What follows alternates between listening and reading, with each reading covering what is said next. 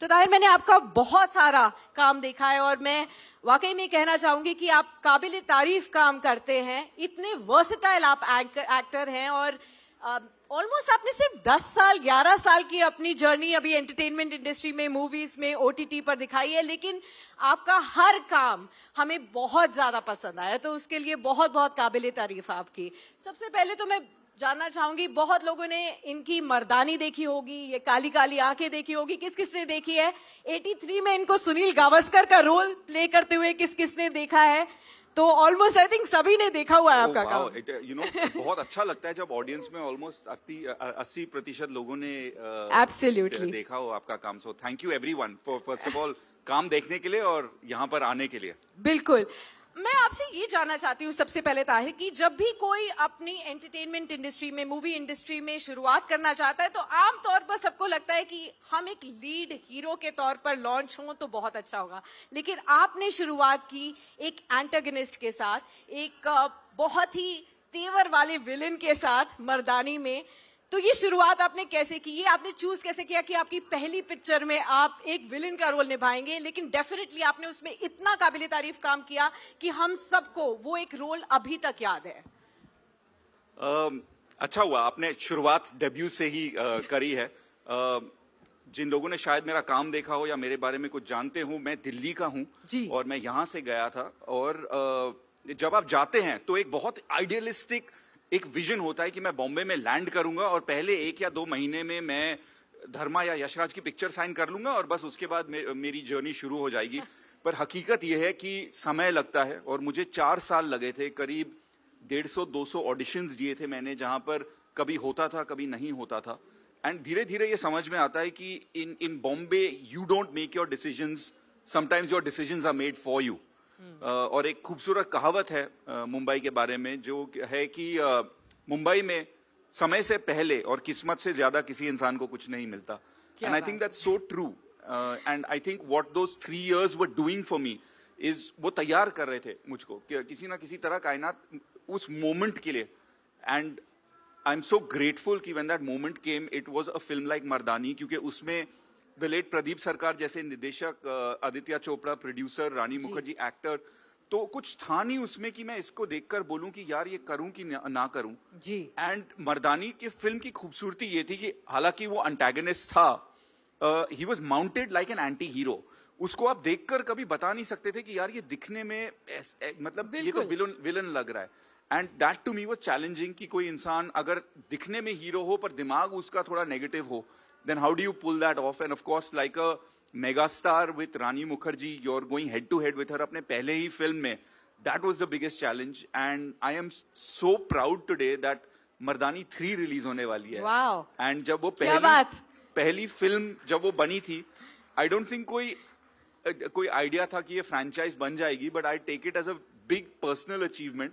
हालांकि मेरा किरदार उसमें है नहीं, पर that film went on to become franchise. Absolutely. और ये डेफिनेटली जो पहले किरदार होते हैं किसी भी सीरीज के, उनके ऊपर काफी रिस्पॉन्सिबिलिटी होती है कि वो उस शो को इस तरीके से बनाए कि उसके सीक्वल के बारे में सोचा जाए।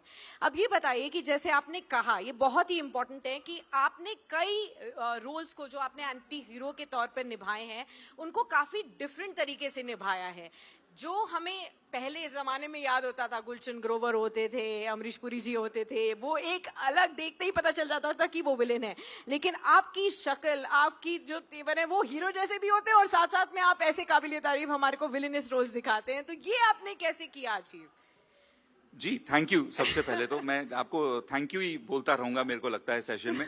पर मेरे हिसाब से जिन एक्टर्स को मैं देखकर बड़ा हुआ था, अमिताभ बच्चन जी, शाहरुख खान सर, इरफान खान, ये सब ऐसे एक्टर्स थे जो ग्रे शेड भी बहुत इजीली प्ले ऑफ करते थे, एंड रोमांटिक या कोई न्यूट्रल शेड तो एक एक्टर कभी ये देखकर नहीं चलता कि यार ये एंटागनिस्ट होगा कि प्रोटैगनिस्ट होगा। I have loved Shahrukh Khan in Baazigar, and I have loved him in DDLJ, Amitabh Bachchan sir in Diwar or in Agnipath, and Irfan Khan sir in Hasil or in Piku. And so great actors I feel can pull off anything. और हालांकि अभी एक special ops season 2 में मैंने के मेनन के साथ काम किया, जो एक और ऐसे एक्टर हैं जो अंटैगनिस्ट हो या प्रोटैगनिस्ट हो, दोनों पुल ऑफ कर लेते हैं. एंड आज का टाइटल मुझे बताया गया था कि है कि ओटीटी का डिसरप्टर. बिल्कुल, जो कि आप हैं. जी, thank you again. But I think disruption वही होता है कि जो स्टेटस क्वो हो उसको थोड़ा क्वेश्चन करें और जो एक्सपेक्टेड हो उससे थोड़ा हटकर आप काम करें, और मेरी कोशिश हमेशा यही रही है. बिल्कुल, आपने कहा कि आप शाहरुख खान को बहुत पसंद करते हैं, उनके जिस तरीके का काम उन्होंने किया है, जैसे उन्होंने सीढ़ी आगे चढ़ी है, उसको बहुत पसंद करते हैं. आप में और उनमें एक सिमिलैरिटी ये भी है कि वो दिल्ली से हैं और आप भी दिल्ली से हैं. किसी ने आपको कहा है कि आप शाहरुख खान जैसे दिखते भी हैं थोड़े थोड़े? नहीं, अभी बैक स्टेज आपने कहा था मुझसे, और मैं काफी मतलब मैं ऐसे ब्लश कर रहा था जैसे you know, but as an actor that's a big compliment. And you are right, I am also from Delhi, and I think Shahrukh Khan is a name, but he himself is an emotion. जी. And मेरे generation के लिए वो define करते हैं the big Bombay dream, जो दिल्ली का लड़का यहाँ से बैरी जॉन से गए, and then he really I think did something that is a once in a generation achievement. Absolutely. Tahir, ये बताइए कि आप दिल्ली से हैं, आपने हिंदू कॉलेज में पढ़ाई की है, बाय द वे, जिन लोगों को नहीं पता, और ये बिल्कुल दिल्ली यूनिवर्सिटी के किड रहे हैं, तो हम वो भी किससे आपसे जानना चाहेंगे कि जब आप स्टूडेंट थे, दिल्ली यूनिवर्सिटी में थे, तब आप कहाँ कहाँ जाते थे, कौन से आपके हॉटस्पॉट्स होते थे, किस तरीके के आप स्टूडेंट थे. बैरी जॉन से आपने सीखी है एक्टिंग, और मैं ये भी आपसे जानना चाहूंगी कि as a Delhi boy, for somebody to make it to the big Bombay world, what is it that really helps you?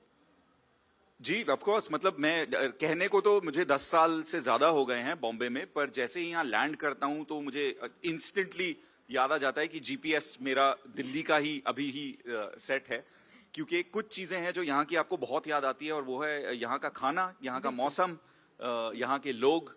Delhi university में मैं नॉर्थ कैंपस में पढ़ा था, और उस वक्त मेट्रो शुरू नहीं हुई थी. So it used to be a big adventure कि आप डीटीसी में बैठे और फिर सीपी निकल गए, वहां पर आप केविंटर्स चले गए, या डी पॉल्स की कॉफी जनपथ में, end of course Delhi university के नॉर्थ कैंपस के छोले भटूरे. तो आई थिंक दिल्ली में रहकर आप फूडी ऑटोमेटिकली बन जाते हैं. यूपीएससी के चाट से लेके करीम्स का मटन बर्रा, सब कुछ जो है. और अभी भी अगर मैं थोड़े वक्त के साथ आता हूँ, then I always try and go back to these restaurants. पर एज एन एक्टर आप ये सब खा पाते हैं अभी? मतलब आई डोंट नो, इतने आपके डाइटरी रिस्ट्रिक्शंस होते होंगे, या आप मिस करते हैं इस तरीके का खाना जो आप अपने यंग एज में करते थे? शुरू में मैं बहुत अपने आप को ज्यादा रिस्ट्रिक्ट करता था, पर as you work a little in the industry, you realize कि चीट डेज भी इंपॉर्टेंट है.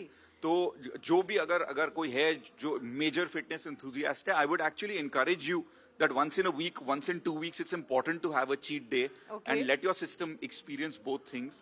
पर आपका दूसरा सवाल जो था कि दिल्ली से जाकर how did you make it in Bombay?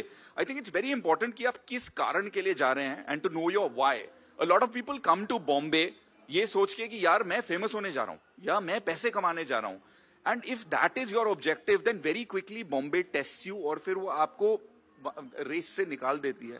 पर अगर आप जानते हैं कि यार मैं इस कला के लिए जा रहा हूं, मैं राइटर बनने, या यू नो डीओपी बनने, या एडिटर बनने, या मार्केटिंग एंड पीआर में काम करने जा रहे हैं, then your focus is clear and you are okay to manoeuvre all the hardships, क्योंकि it's not an easy city to try and make it in, especially if you have no godfathers.